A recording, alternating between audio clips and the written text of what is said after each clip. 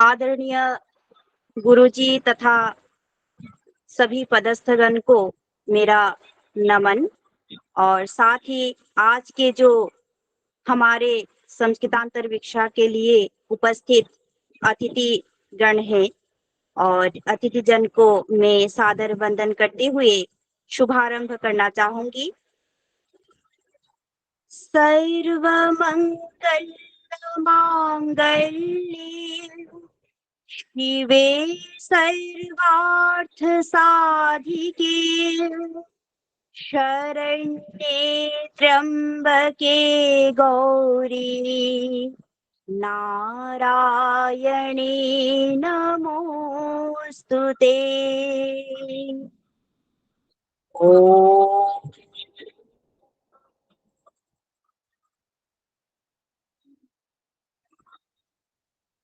शुभमस्तु, शुभम मंगलम। ओम नमो नमः। धन्यवाद। आज पुनः हम संस्कृतांतर वीक्षा के अग्रिम कड़ी में हम जुड़े हैं। आज जैसा कि यह विदित ही है कि 15 सितंबर 2020 से यह जाह्नवी संस्कृति जर्नल के बैनर तले सारस्वत निकेतन की छत्रछाया में यह निरंतर यह कार्य चल रहा है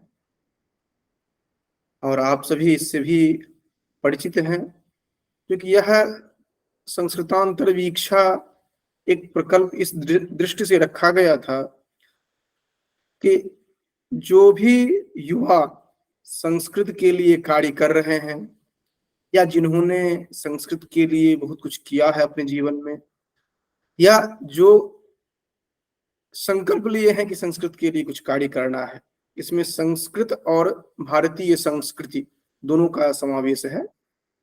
इसके लिए आवश्यक नहीं है कि वह व्यक्ति संस्कृत क्षेत्र का ही हो, वह व्यक्ति संस्कृत पढ़ा लिखा ही हो। सामान्य रूप से जो कोई भारतीय संस्कृति के प्रति अनुराग रखता है, संस्कृत के प्रति अनुराग रखता है, वो सभी इस कार्यक्रम से संबद्ध होते हैं और अपना मंतव्य यहाँ पर रखते हैं, अपने विषय वस्तु को उपस्थापन करते हैं कि उन्होंने अभी तक क्या किया है, क्या उनके मन मस्तिष्क में चल रहा है संस्कृत के संवर्धन हेतु। और जो उन्होंने किया है उसमें विशेष रूप से यह ध्यान दिया जाता है कि यह अनिवार्यतया उनका व्यक्तिगत प्रयास हो, क्योंकि हम सभी व्यावसायिक जीवन में होते हैं, कहीं ना कहीं जॉब करते हैं और हमारी बाध्यता होती है जो कि वहां पर कुछ गतिविधि रखें। वह तो सामान्य है ही, वो तो हम करते ही हैं, लेकिन व्यक्तिगत तौर पर निस्वार्थ आपने समाज को क्या दिया, ये बहुत मायने रखता है, क्योंकि समाज ही हमें इस स्तर पर पहुंचाता है जहां पर आप कुछ बोल सकें, खड़े हो सकें, अर्थात जन्म से लेकर के मृत्यु पर्यंत समाज ही हमारा साथ देता है।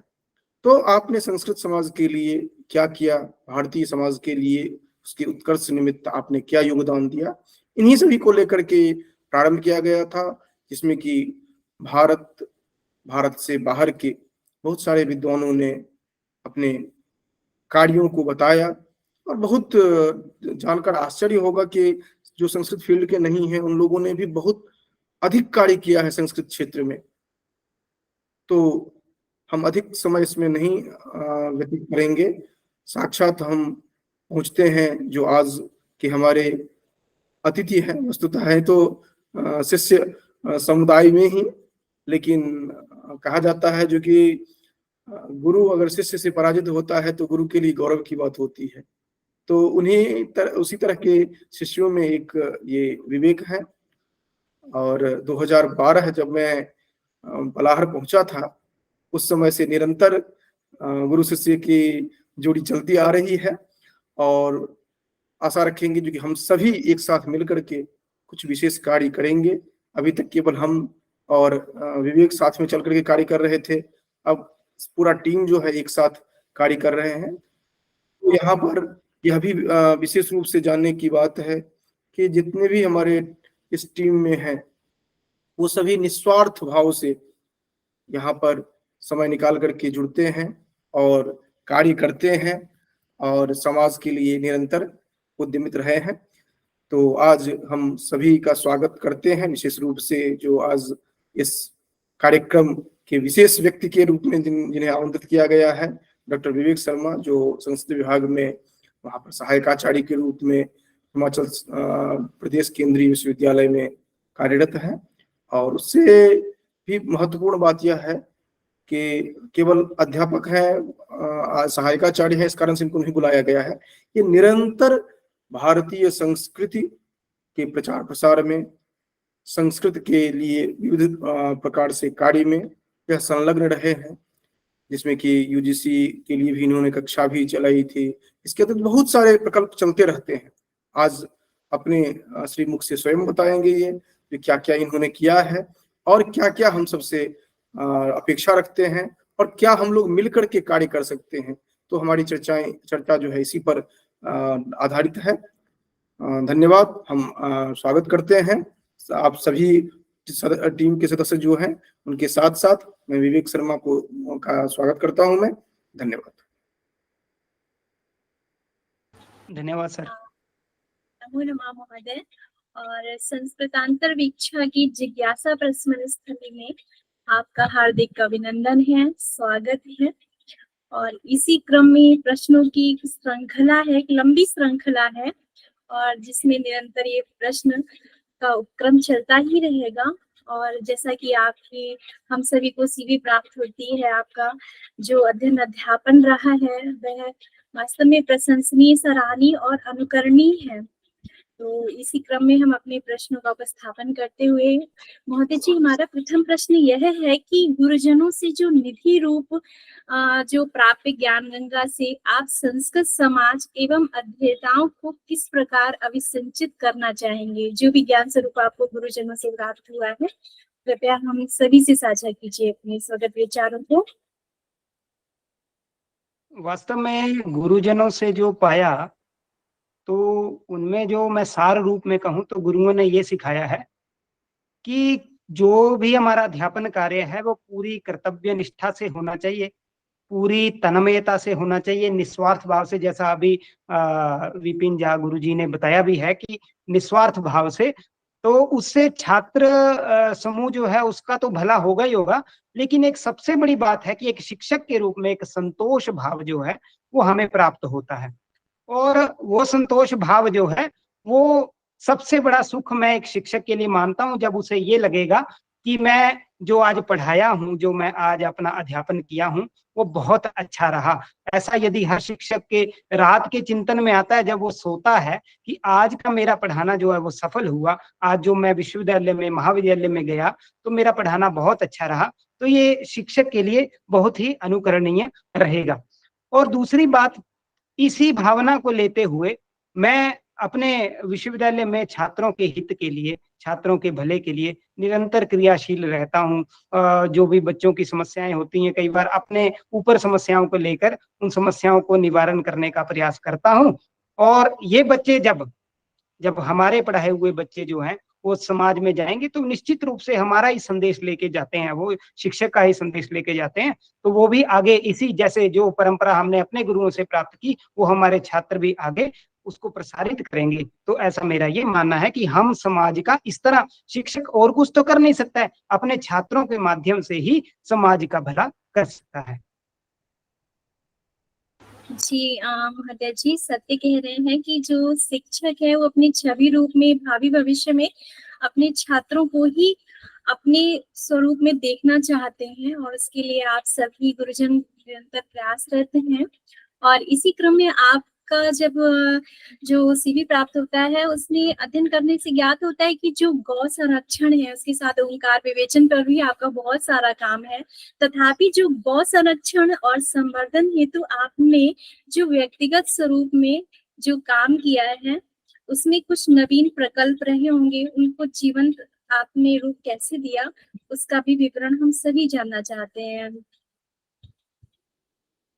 वस्तुतः गाय हमारी संस्कृति का एक अभिन्न अंग है। हमारी कोई भी परंपरा हो, कोई भी सनातन परंपरा हो, उसकी परिकल्पना हम गाय के बिना नहीं कर सकते हैं। हम सब इस बात पे सहमत भी होंगे।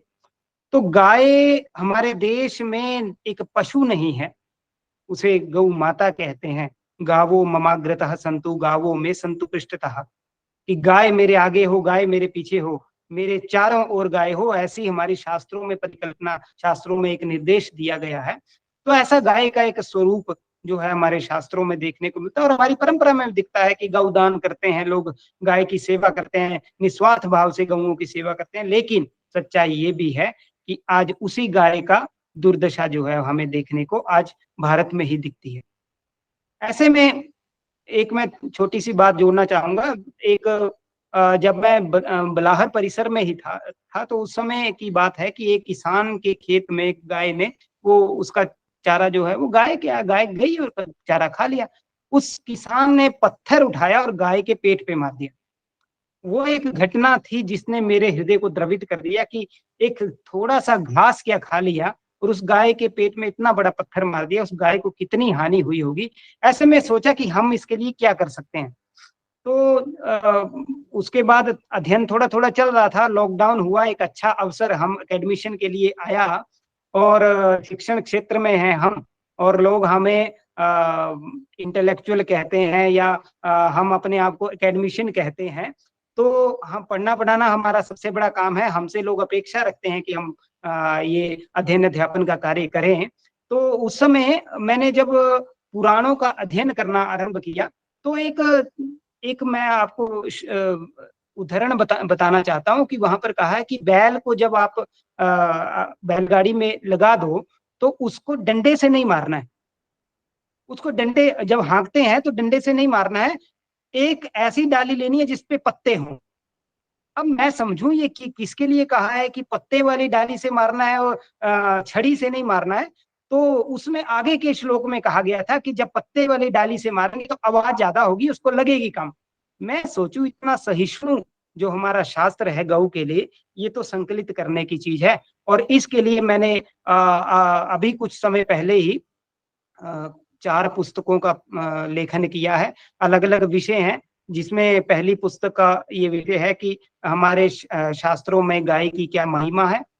दूसरी पुस्तक का जो मुख्य विषय है, आज का जो वर्तमान भारतीय समाज है या भारत की अर्थव्यवस्था है, उसमें गाय की क्या उपयोगिता है, हम गाय को किस तरह उपयोगी बना सकते हैं। और अधिक लोग कहते हैं कि 2 ही बातें हैं, how to enjoy and how to earn money.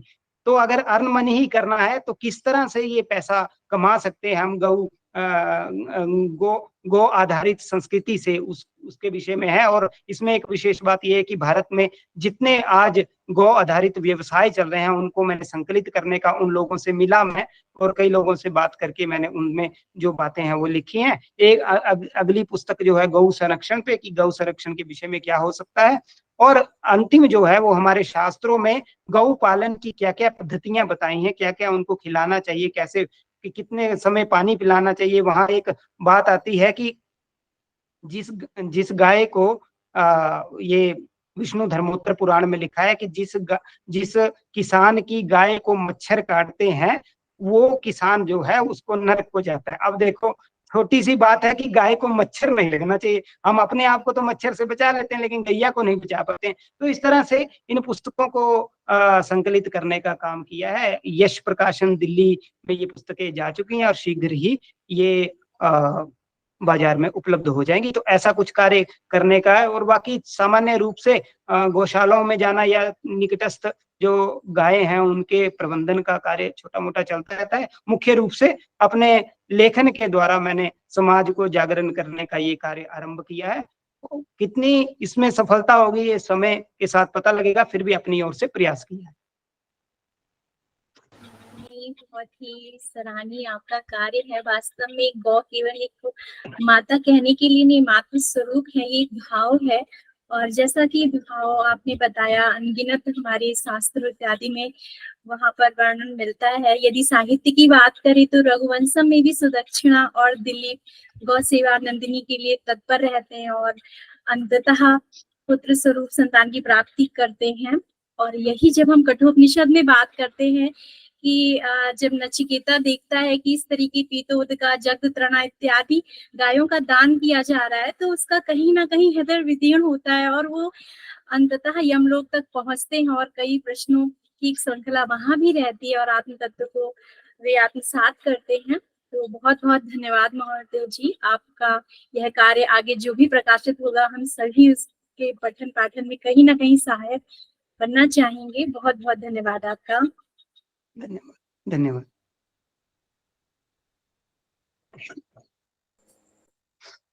प्रणाम महोदय।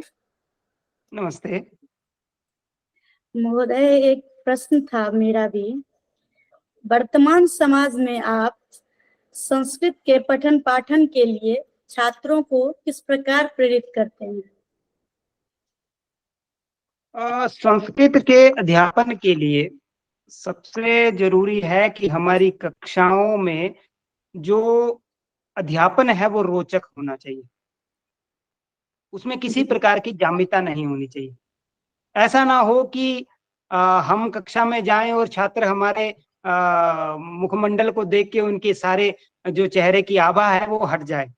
तो मेरा मानना यह है कि एक रोचकता से पूर्ण होना चाहिए और संस्कृत का जो छात्र है वो उत्साह से भरा हुआ होना चाहिए। उसके पास कोई योजना नहीं है, या योजना छोड़िए, यदि उसके उत्साह नहीं है तो उसका अध्ययन भी, उसका अधिगम भी अच्छे से नहीं हो सकता। और आगे वो योजनाएं कैसे करेगा, अपने भावी जीवन की योजनाएं वो किस प्रकार कर सकता है। तो मेरा मानना है कि कक्षा में जब आपका अध्ययन अध्यापन रोचक होगा तो बच्चे अधिक से अधिक आपके पास आएंगे, अधिक से अधिक संस्कृत पढ़ेंगे। और दूसरी बात, मैं आपको अपना ही जैसा कि आपने पूछा भी है कि क्या करते हैं, तो मैं एक छोटा सा उदाहरण बताऊंगा। यद्यपि इसको आत्मश्लाघा के रूप में ना लीजिएगा। मेरे एक सहकर्मी हैं, उन्होंने MA चतुर्थ सत्र के बच्चों को पूछा कि आपको हम सब शिक्षकों में यदि आप तटस्थ रूप में कहें तो किसकी कक्षा का सबसे बढ़िया लगता है। तो उन बच्चों का कहना था कि विवेक सर का जो कक्षा होती है वो सबसे बढ़िया होती है। तो उन्होंने बाद में मुझे कहा, तो मुझे बहुत अच्छा लगा, क्योंकि दूसरे से अगर आपके कार्य का अगर आउटपुट फीडबैक मिलता है तो वो ज्यादा बढ़िया होता है। तो उन्होंने कहा कि मैंने जब बच्चों को ये पूछा कि ऐसा कारण बताओ, कारण क्या है, सब लोग तो पढ़ाते हैं। बोला सर एक बात सबसे बड़ी है कि सर 2 घंटे 3 घंटे पढ़ाते रहे, हम कभी बोर नहीं होते हैं।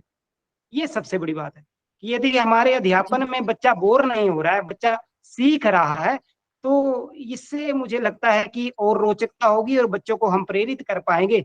और यदि बच्चों को हम उनका उत्साह समाप्त कर देते हैं तो बच्चा फिर प्रेरणा कहाँ से आएगी। उसमें उत्साह हमें भर के रखना चाहिए, तब हमारा अध्ययन जो है वो सफल हो पाए। जी जी जी, बहुत बहुत सुंदर। जी सर, धन्यवाद सर। प्रणाम महोदय जी, सादर वंदन आपको। और मैं असम प्रांत से डॉक्टर सागरिका भट्टाचार्य बोल रही हूँ।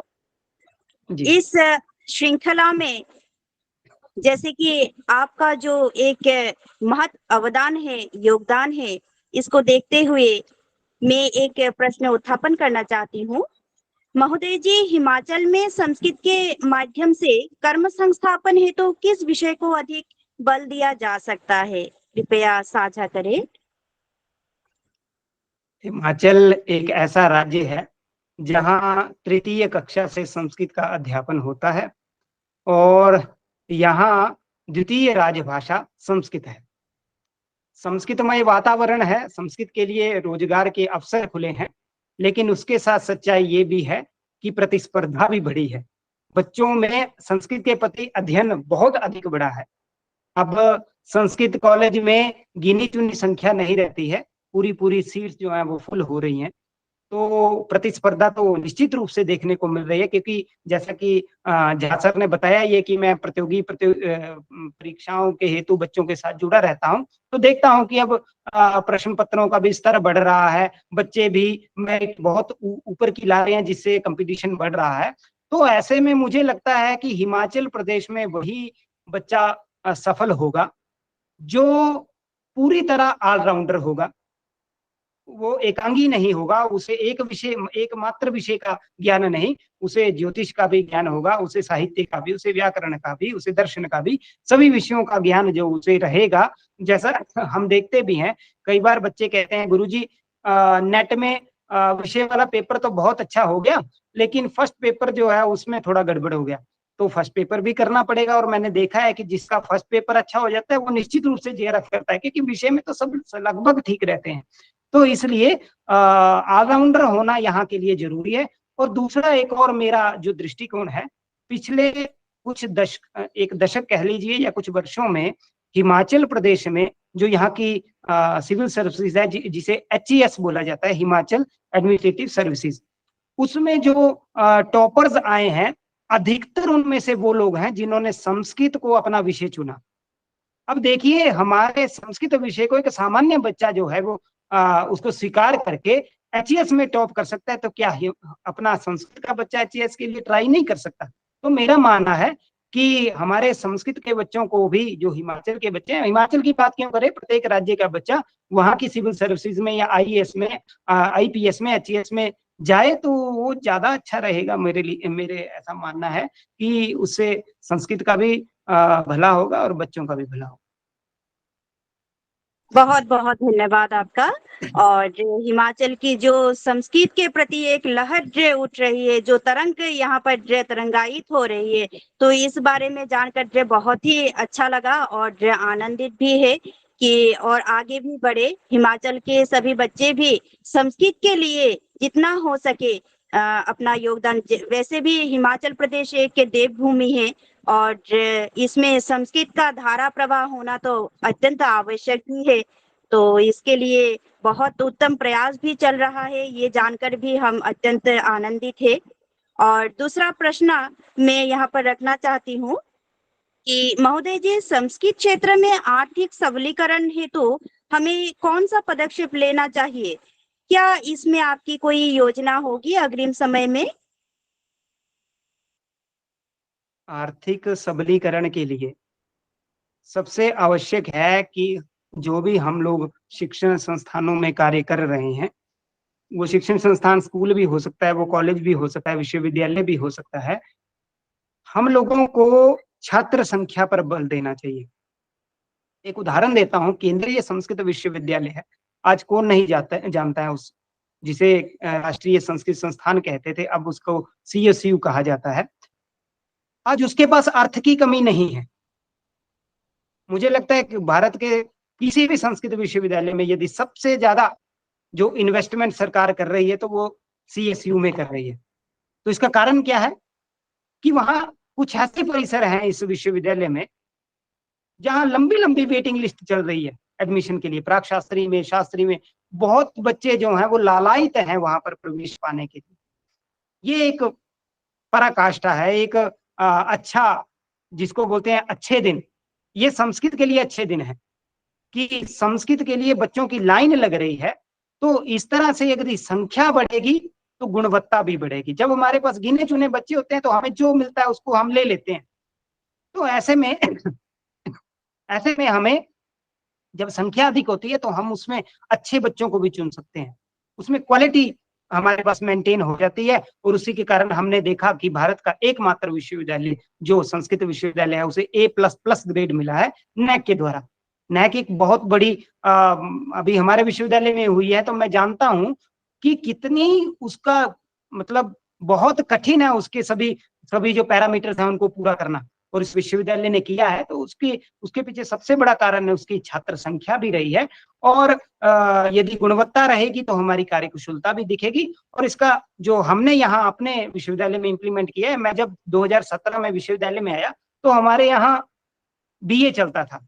अब हिमाचल की समस्या ये है कि यहाँ BA के बच्चे को नौकरी नहीं मिलती है। जो सिंपल BA ऑनर्स करता है संस्कृत में, उसको अध्यापक के रूप में वृत्ति प्राप्त नहीं होती है, उसके लिए शास्त्री करनी पड़ती है। तो 2015 का बैच उसमें 3 बच्चे, 16 का बैच उसमें 2 बच्चे, और 17 में जिस वर्ष मैं आया था उस वर्ष 1 बच्चे ने एडमिशन लिया। तो लग रहा था कि MA तो ठीक चल रही है लेकिन BA का तो समस्या है। तो कुछ वर्षों का मैंने व्यक्तिगत रूप से बच्चों को प्रेरित किया और कुलपति जी से, तत्कालीन कुलपति और अब के कुलपति जी से भी निवेदन किया, बच्चों को भी भेजा, बच्चों को प्रेरित किया।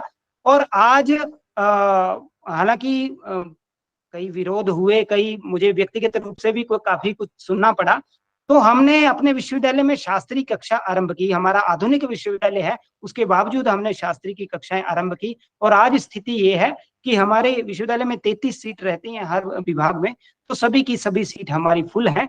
तो ये प्रयास यदि हमारा हर एक संस्कृतज्ञ करे कि हमारे परिसर में, हमारे विभाग में छात्रों की संख्या कभी कम ना हो पाए, तो इससे आर्थिक सबलीकरण में समस्या नहीं होगी। तो फिर सरकार को भी लगेगा कि यहाँ जो है वो बच्चे पढ़ने आते हैं, यहाँ बच्चों का विकास होता है, तो फंडिंग की कोई समस्या नहीं रहेगी। तो सबसे पहले हमें कार्य क्षेत्र में एक अपना निस्वार्थ भाव से इस छात्र संख्या के लिए कार्य करना पड़ेगा। ऐसा ना हो कि कई बार कुछ विभागों में ऐसा भी देखा जाता है कि शिक्षक की संख्या अधिक है और बच्चों की संख्या कम है। तो ऐसी स्थिति ना बने, इसके लिए हमें अधिक से अधिक प्रयास करने चाहिए। व्यक्तिगत रूप से संपर्क करके हमें बच्चों को संस्कृत पढ़ने के लिए प्रेरित करना चाहिए। जी, बहुत बहुत धन्यवाद। आपने अत्यंत उत्तम विचार यहाँ पर उपस्थापन किए हैं। और सबसे बड़ी बात यह है कि जो प्रयास लगातार चल रहा है, ये प्रयास अत्यंत सराहनीय है। और हिमाचल से ही शुरू हो जाए तो भी बेहतर है। और इसी के साथ मैं बहुत बहुत साधुवाद यहाँ पर आपको देना चाहूंगी। बहुत उत्तम प्रयास के साथ ही आपने और आप जैसे बद्धपरिकर संस्कृत के लिए जितने सारे ये महानुभाव है, सभी ने बहुत उत्तम रीति से ही संस्कृत का प्रचार प्रसार करने हेतु अपना जो योगदान है वो दे रहे हैं। और इसमें आप भी एक विशिष्ट स्थान प्राप्त है, और इसके लिए हम आभार है, आपको आभार प्रकट करते हुए मैं विराम लेती हूँ। नमस्ते। ओम। महोदय जी, जैसा कि आपने भी स्वयं अवगत कराया हम सभी को कि आपके यहाँ संस्थान में जो परिसर है, वहाँ के जो छात्र हैं आपसे उत्साहित और प्रेरित रहते हैं सदैव ही। तो उसी जिज्ञासा से मेरा एक प्रश्न है कि वहाँ पर आपने वास्तव में व्यवहारिक धरातल पर लाने के लिए संस्कृत पर कुछ नवीन शैलियों को प्रतिपादित किया होगा। हम सभी उनसे अवगत होना चाहते हैं, कृपया अवगत कराएं महोदय। जैसे उदाहरण के लिए साहित्य का ही हम अध्यापन करते हैं, तो साहित्य का अध्यापन, बढ़िया अध्यापन तब होता है जब उसको हम सस्वर गाते हैं। आप श्लोक को सामान्य रूप से पढ़ाइए, 10 बार पढ़ाइए, बच्चा याद नहीं करेगा। लेकिन आप एक बार गाइए, लगभग कक्षा में ही 50% बच्चे जो हैं वो उसको कंठस्थ कर लेते हैं। और मैंने देखा है कि मुझे आधुनिक विश्वविद्यालय है तो और विषय भी पढ़ाने पड़ते हैं, ज्योतिष भी पढ़ाता हूँ। अभी नवीनतम ही एक उदाहरण देता हूँ। अभी शास्त्री प्रथम के बच्चे हैं, लघु जातक पढ़ाया, पूरा का पूरा लघु जातक कंठस्थ कर लिया। और वो भी एक बच्चे ने नहीं, पूरी कक्षा ने ही कंठस्थ कर लिया। और उसका कारण कोई विशेष मैंने उनको घुट्टी पिलाई हो या कुछ विशेष उनको कुछ प्रदान किया हो, ऐसा नहीं है। केवल जो है वो सस्वर वाचन से और छंद सहित उसको गायन से। तो ऐसा ही है, छंदों का अध्ययन भी इस प्रकार से होना चाहिए जिससे बच्चों की रोचकता बनी रहे, बच्चों का उत्साह बना रहे। फिर समस्या नहीं होती है, बच्चा कभी घड़ी नहीं देखेगा, बच्चा यही कहेगा कि और पढ़ाते जाइए और आगे पढ़ाइए। तो इस तरह से हम रोचकता को बनाए रखें, अपने उत्साह को बनाए रखें, तो उसके प्रतिफल हमें देखने को मिलते हैं। पूरी प्रशंसा के योग्य है महोदय आप। और अपने पठन पाठन से ना कि आप परिसर के छात्रों को, यहाँ हम सब भी उपस्थित हैं तो बहुत कुछ सीखने का अवसर हम सबको मिल रहा है। शायद नीति शतक में भी इसीलिए साहित्य, संगीत, कला का जो वर्णन प्राप्त होता है, उसकी महत्ता दिखाई देती है, वो इसी तौर पर दिखाई देती है। और इसी क्रम में महोदय हमारा दूसरा प्रश्न यह है कि जो अन्य भाषाओं में पदार्पण करने वाले छात्र हैं, उनको आप मुख्य रूप से संस्कृत भाषा के लिए किस प्रकार उन्मुख करेंगे? कृपया हम सभी से साझा कीजिए। सबसे पहले तो हमें यह पुनर्स्थापित करना होगा कि संस्कृत सब भाषाओं की जननी। मैं पुनर्स्थापित शब्द का प्रयोग कर रहा हूं क्योंकि वो स्थापित तो है, लेकिन हमें फिर से बताना पड़ेगा, बार बार बताना पड़ेगा। और कि ऐसे छात्रों को ये बताना पड़ेगा कि संस्कृत को सीखने के लिए कोई विशेष, जो सामान्य संस्कृत है, कोई विशेष प्रयास की आवश्यकता नहीं है। कुछ घंटों में, कुछ दिनों के प्रयास से संस्कृत को सीखा जाता है। जो संस्कृत का हौवा कई लोगों ने बना दिया था, वो उस हौवा से बाहर निकालना पड़ेगा कि संस्कृत बहुत कठिन भाषा नहीं है, संस्कृत एक सरल भाषा है जिसको आप सीख सकते हैं। और दूसरा, हम लोगों को जो संस्कृत के क्षेत्र में काम कर रहे हैं, हमें भाषाओं के साथ संस्कृत के संबंध को बताते रहना चाहिए। भाषाओं का विरोध नहीं होना चाहिए। हम पंजाब में जाते हैं तो वहां बताएं कि पंजाबी के साथ संस्कृत का संबंध है। हम उत्तर प्रदेश में जाएं तो वहां की क्षेत्रीय बोलियों में, वहां की क्षेत्रीय भाषाओं में संस्कृत का एक अवदान है या संस्कृत का संबंध है। बिहार में संबंध है। हर राज्य में, जम्मू कश्मीर की डोगरी भाषा में बहुत संस्कृत के शब्द साक्षात रूप से देखने को मिलते हैं। तो जब हम ऐसा बताएंगे तो वो बच्चे जो हैं या वो जो लोग हैं अन्य भाषाओं के, वो संस्कृत को अपनी भाषा के लिए बाधा नहीं मानेंगे। यदि हम अलग रास्ते में चलते रहेंगे, मैं अपनी कक्षाओं में एक शब्द प्रयोग करता हूँ, कूप मंडूक। संस्कृत का छात्र कभी कूप मंडूक नहीं होना चाहिए कि अपने ही कुएं में ट्रैक्टर करता रहे और आवाज बाहर जा नहीं रही है, अपना ही शोर सुनाई देगा।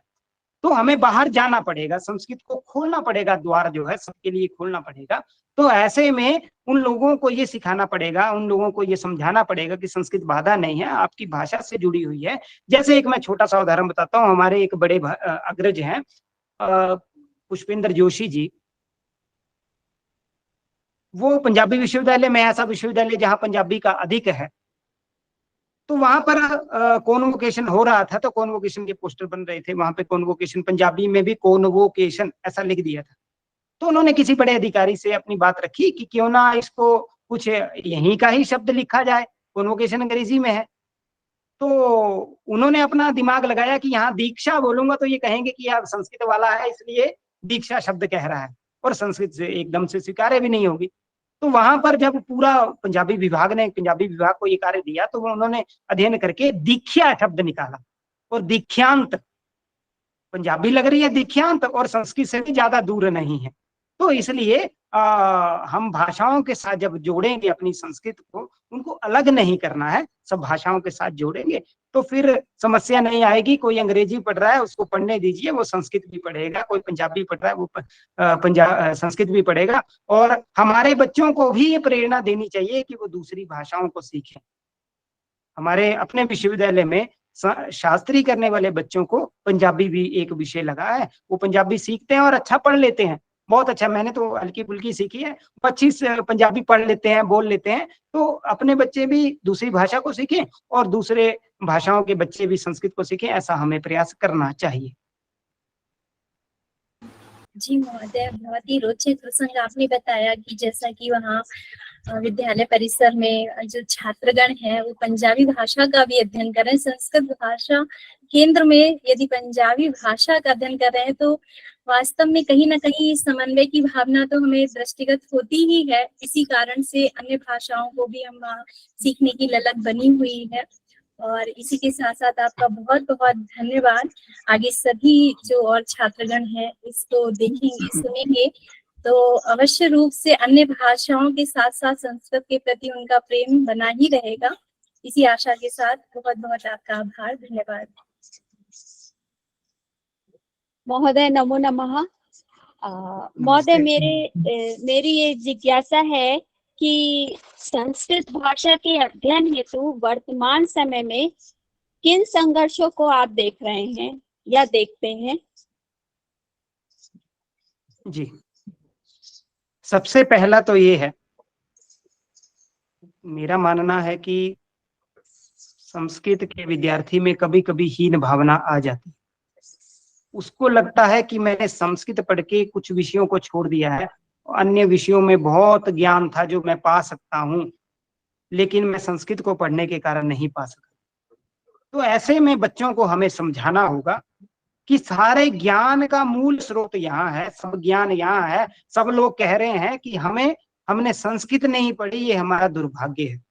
सारा का सारा इंडियन नॉलेज सिस्टम जो है वो संस्कृत में है। और हम अब देख भी रहे हैं कि एनईपी जो है वो उसका जो नॉलेज देने का जो माध्यम है वो संस्कृत के माध्यम से हो रहा है। तो ऐसे में हमें अपने बच्चों को इस बात का बिल्कुल हमें इस बात पर ध्यान देना चाहिए कि हमारे बच्चे किसी भी प्रकार से ग्लानि की भावना में ना जाएं कि हम संस्कृत पढ़ रहे हैं, ऐसा हो रहा है। संस्कृत पढ़ना एक गौरव का विषय है और हम ज्ञान के स्रोत को पढ़ रहे हैं। हम ऐसे विषय को पढ़ रहे हैं जिसमें सभी के सभी ज्ञान के स्रोत जो हैं, बस देखने की आवश्यकता है, एक दृष्टि है। जैसे मैंने कहा, जैसे एक उदाहरण दिया कि कैसे पुराणों में मैंने एक गाय की दृष्टि से अध्ययन किया, कई दृष्टियों से हो सकता है, तो ऐसे अलग अलग दृष्टियों से हम अपने शास्त्रों का अध्ययन कर सकते हैं।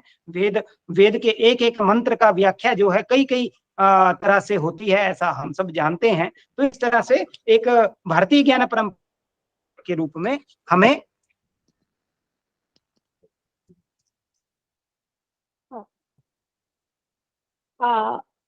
महोदय बहुत बहुत धन्यवाद, आपने ये बताया।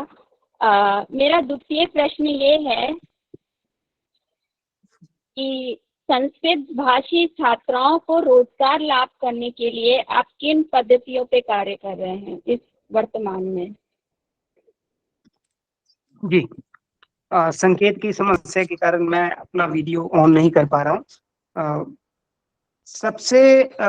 सबसे आवश्यक है कि बच्चों को हमें प्रेरित करना होगा। और प्रेरणा किससे है? तो प्रेरणा के लिए हमें अपने प्रयासों को सबसे पहले दिखाना होगा। बच्चों को ये दिखाना होगा कि हम आपके लिए कार्य कर रहे हैं। और पिछले कुछ वर्षों से मैं इस कार्य में लगा हुआ हूँ।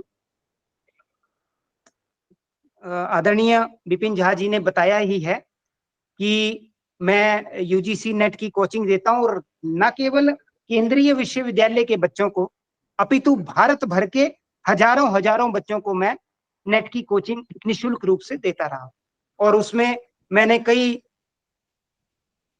विद्वानों को आमंत्रित किया और उनको निवेदन किया कि वो निःशुल्क रूप से पढ़ाएं। तो ऐसा मेरे निवेदन को माना भी उन्होंने, और ये लंबी कक्षाएं चली हैं, कई महीनों तक ये कक्षाएं चली हैं। तो ऐसे में एक कार्य तो ये निःशुल्क अध्यापन का रहा है।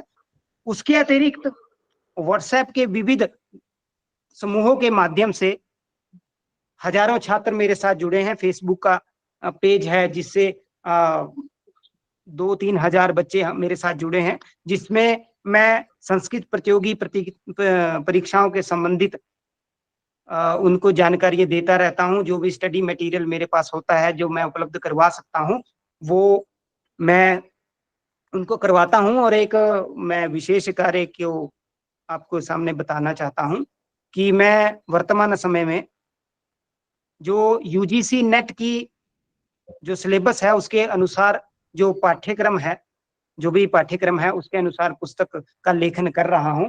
और वो पुस्तक शीघ्र ही, संभवतः 6 मास के अंदर वो प्रकाशित हो जाएगी। प्रयास करूंगा कि वो न्यूनतम खर्च पर, जो भी खर्च हुआ होगा उस पर ही बच्चों को प्राप्त हो, उसमें कोई भी लाभांश ना रहे।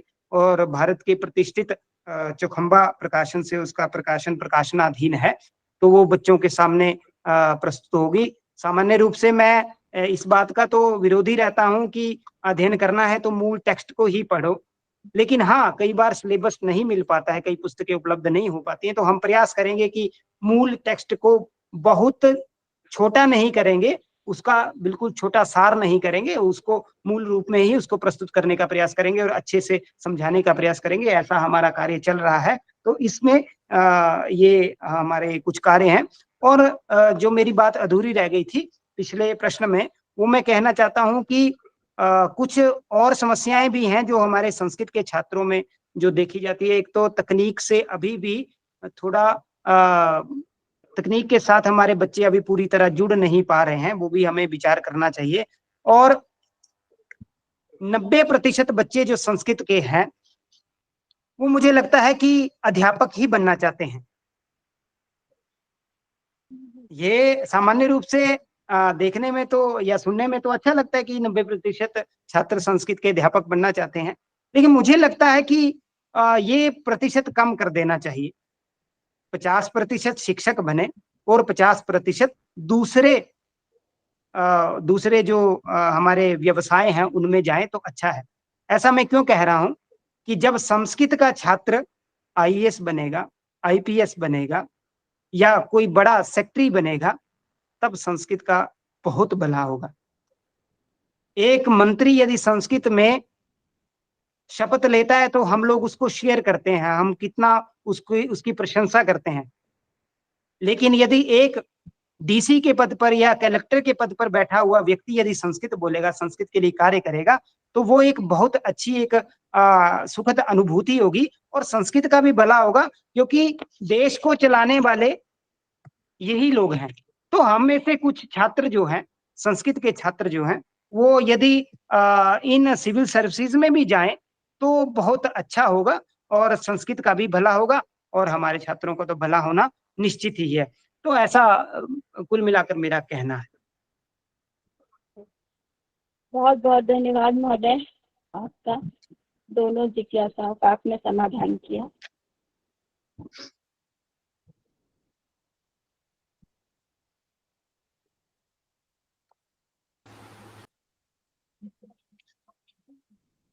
जी महोदय, प्रश्न श्रृंखला में पुष्पराज जी की तरफ से मैं उनका प्रश्न करना चाहूंगी। नेटवर्क समस्या के साथ वो जुड़ नहीं पा रहे हैं और उनका प्रश्न था आपसे कि महोदय जी, आपने पुराणों को लेकर अपने शोध कार्य के उपरांत कोई प्रायोगिक कार्य संपादन किया है या करने की योजना है क्या? इस संदर्भ में भी अवगत होना चाहते हैं।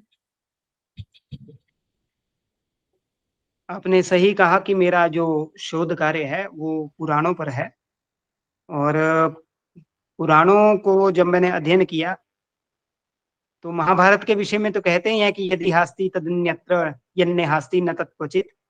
कुछ ऐसी ही बात पुराणों के लिए भी कही जा सकती है कि पुराणों में इतना ज्ञान है कि एक जीवन में पढ़ना तो मुश्किल है। इतना ज्ञान निधि है, हजारों लाखों श्लोक हैं और एक एक श्लोक में इतनी बढ़िया बातें बोली हैं कि समाज के सामने उसका एक अंश मात्र भी नहीं आया। तो ऐसा ही एक प्रयास हमने जो आरंभ किया है, देश के प्रतिष्ठित विद्वानों से हमने निवेदन किया है कि हम 2 पुस्तकों का प्रकाशन करेंगे। एक पुस्तक का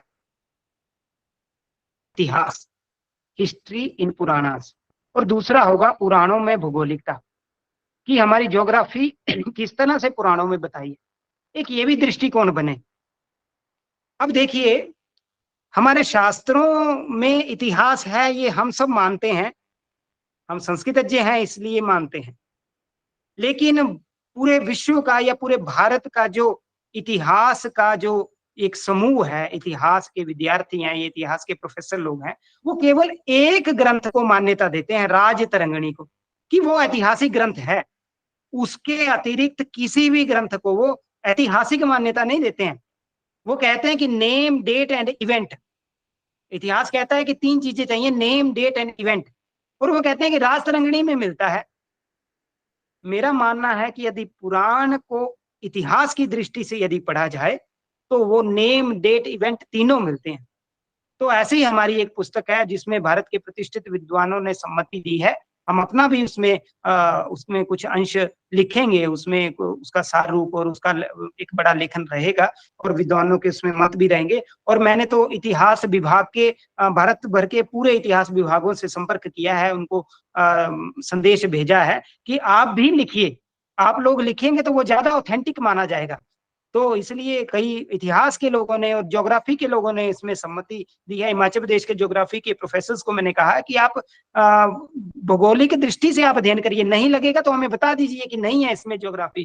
तो कई लोगों ने सम्मति दी है। तो एक हमारा ये कार्य है कि हिस्ट्री और ज्योग्राफी की दृष्टि से ये देखा जाए। और जो मैंने बात कही कि राजतरंगिणी की स्वीकार्यता है, मेरा एक शोधार्थी है, मैंने उससे भी विषय यही दिया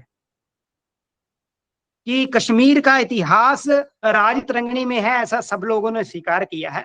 लेकिन एक ऐसा ही एक उपपुराण है, नीलमत पुराण। नीलमत पुराण को जब आप पढ़ेंगे तो पूरा राजाओं का वर्णन है, कैसे कैसे उन्होंने दिग्विजय की है, कैसे कैसे कहाँ कहाँ संधियां की है। तो इस पर जो है वो रिसर्च का टॉपिक जो है वो मैंने एक अपने छात्र को दिया है, जो स्वीकार भी हो गया और उसका छात्र का कार्य द्रुत गति से चल रहा है। तो उसमें उसका जो विषय है वो नीलमत पुराण के ऐतिहासिक तत्वों का अनुशीलन, नीलमत पुराण से ऐतिहासिक तत्वानाम अनुशीलनम, ऐसा एक उसका शीर्षक है। तो उस पर उसका कार्य चल रहा है। तो ऐसा यदि हम कार्य करेंगे तो हमें खुद भी बच्चों को प्रेरित करना पड़ेगा, जिस तरह से मैं पुराणों को इस दृष्टि से देख रहा हूँ, और बच्चों को भी प्रेरणा देंगे। हम बच्चों को यदि ऐसे कार्यों के लिए प्रेरणा देंगे तो ये जो पुराणों का ज्ञान है वो सबके सामने आएगा। बहुत लोग कहते हैं कि पुराण जो है वो काल्पनिक है, तो ऐसे लोग काल्पनिकता को उपस्थापित नहीं कर पाएंगे यदि हम पुराणों के ज्ञान को सबके सामने प्रस्तुत कर देंगे। महोदय जी, आपकी इस विचारधारा से हम सभी सहमत हैं और प्रतीक्षारत रहेंगे आपके इस संकल्प की पूर्ति हेतु, ताकि पुस्तक रूप में हम सभी उसका अध्ययन कर सकें और अन्य संस्कृत समाज भी उससे लाभान्वित हो सके। और इसी क्रम में पुष्पराज जी का द्वितीय प्रश्न था कि संस्कृत के शोध छात्र को अग्रिम कर्म संस्थापन हेतु किस कार्य को अधिक संपादन करना चाहिए, शोध पत्र लेख का या पुस्तक संपादन का? इस पर वे दृष्टिपात करना चाहते थे। शोधार्थी जो होता है, चाहे वो एमफिल का हो या पीएचडी का, वो एक शोध का आरंभ होता है। पुस्तक को लिखने के लिए बहुत बड़े धैर्य की आवश्यकता रहती है, एक निष्ठ कार्य की आवश्यकता रहती है, दीर्घ अध्ययन की अपेक्षा रहती है। मैं ऐसा नहीं कहूंगा कि ये सब बातें जो हैं, धैर्य, एक निष्ठ कर्तव्य या दीर्घ अध्ययन की आवश्यकता शोध पत्र में नहीं होगी, लेकिन हाँ, कम से बात चले जाएगी। यदि कम भी अध्ययन होगा, कम धैर्य भी होगा, 10 घंटे नहीं बैठ सकते, 3 घंटे भी बैठोगे, रोज 2-3 दिन बैठोगे, तो शोध पत्र पर कार्य किया जा सकता है। तो इस आरंभिक अवस्था में मेरा जो सुझाव रहेगा कि शोधार्थी जो है वो शोध पत्र ही लिखे तो बढ़िया है। आरंभ में जब वो शोध पत्र लिखेगा तो उसका लेखन का स्तर थोड़ा सा अच्छा होगा, और जैसे जैसे उसका स्तर बढ़ेगा तो वो पुस्तकों को लिखने के लिए उसको एक आत्म प्रेरणा मिलेगी। और हमने देखा है कि अच्छे शोध पत्र लिखने वाले ही अच्छे लेखक बनते हैं। और मैं ये सुझाव अपने व्यक्तिगत अनुभव के आधार पर भी कह रहा हूं। पिछले 3 वर्षों में पुस्तकें लिखने का ही कार्य किया है। बहुत धैर्य चाहिए। कई कई दिनों तक आप रिसर्च करते हैं, जब लिखने बैठते हैं तो 1 पेज में समाप्त हो जाता है। कई कई दिनों का रिसर्च, तो पुस्तक तो आपकी 200 पेज की, 300 पेज की, 250 पेज की, 150 पेज की होती है। तो इसलिए ये धैर्य की निर्माण की प्रक्रिया शोध पत्र से आरंभ होगी। और शोध पत्र लिखना भी आसान कार्य नहीं है, उसके लिए भी हमें पूरी ध्येयनिष्ठ होकर और पूरा कर्तव्यनिष्ठ होकर कार्य करना पड़ता है। तो इसलिए शोधार्थी आरंभ करें केवल शोध पत्र से। उसके बाद जब शोध पत्र अच्छे से प्रकाशित हो रहे हैं, यदि आपको लग रहा है कि प्रतिष्ठित पत्रिकाएं आपके शोध पत्रों को स्थान दे रही हैं, तो फिर आप पुस्तक लिखने का कार्य भी कर सकते हैं। ऐसा नहीं है कि प्रोफेसर बनके ही पुस्तक लिखनी है, लेकिन हाँ, आरंभ जो है वो शोध पत्र से ही करें। तो रिसर्च पेपर यदि अच्छा होगा तो पुस्तक भी बाद में अच्छी लिख पाएंगे। जी महोदय जी, आपने सत्य ही कहा, क्योंकि धैर्य के साथ यदि हम धीरे धीरे अपने लेखन कार्य को निरंतर प्रगतिशील रखते हैं तो उसमें परिमार्जन होता जाता है और बहुत सारे परिवर्तन भी होते जाते हैं। तत्पश्चात कुछ निकल कर हमारे सम्मुख आता है और हम उस स्तर पर पहुंच जाते हैं जहां पर हम समाज को एक पुस्तक के रूप में कुछ अपनी भेंट दे सके। और इसके लिए मैं आपके लिए बहुत बहुत धन्यवाद ज्ञापित करना चाहूंगी। जैसा कि आपका अध्ययन अध्यापन का कार्य क्षेत्र रहा है, जिसको शाब्दिक रूप से यदि हम कहें तो 36 पृष्ठ में आपका CV हम सबको प्राप्त हुआ था, जो कि वास्तव में सराहनीय है और प्रशंसनीय है, जिसको पढ़ने के लिए मैंने 2 दिन दिया अपना, कि इतना सारा आपने कार्य किया हुआ है और इसके लिए आप प्रशंसनीय हैं वास्तव में। बाकी एक एक करके जो आपने हम सभी के प्रश्नों का समन किया, उसके लिए हम सभी बहुत बहुत आपको आभार और धन्यवाद प्रकट करते हैं। बहुत बहुत धन्यवाद महोदय। आभार, अभिनंदन।